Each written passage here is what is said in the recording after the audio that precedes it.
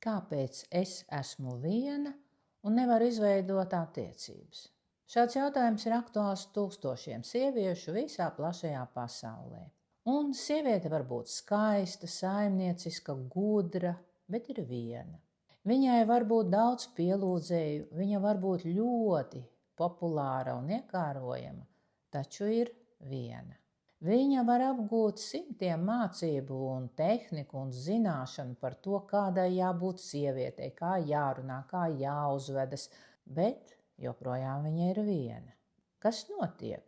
Kāpēc visas šīs mācības un zināšanas nedarbojas, kāpēc sievietes labās īpašības netiek novērtētas?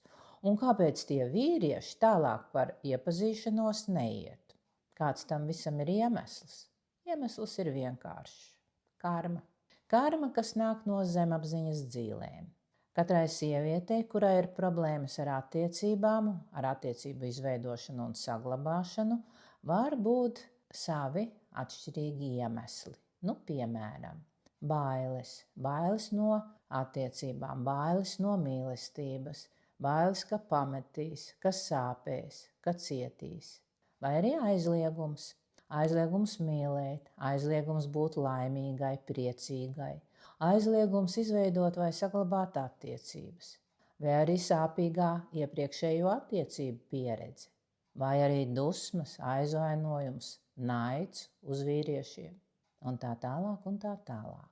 Ar prātu un dažādām mūsdienu radītām tehnikām to nevar ne atrisināt, ne izbeigt. Diemžēl.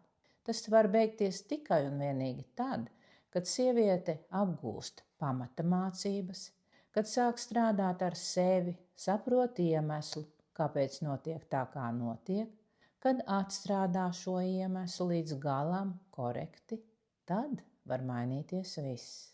Ja tu to neproti, es tev varu to iemācīt.